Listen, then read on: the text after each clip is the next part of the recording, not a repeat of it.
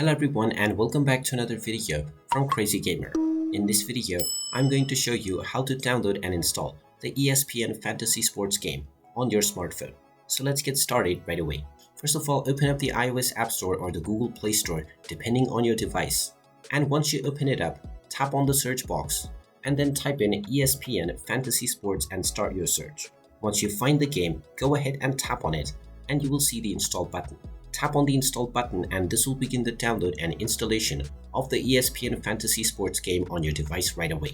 Just wait for a while until the installation is completed, and when it is done you will see the open button, which you can tap on in order to open up the app. And once the application has been opened up, you can proceed forward with logging in to your existing account or signing up to create a new one in order to start enjoying the ESPN Fantasy Sports game on your device right away. And there you have it. That is how easy it is to download and install the ESPN Fantasy Sports game on your smartphone. If you find this video helpful, make sure you hit that like button and subscribe to our channel if you haven't done so already. Also ring that notification bell to never miss another update from us. Thank you for watching and I will see you again in the next video.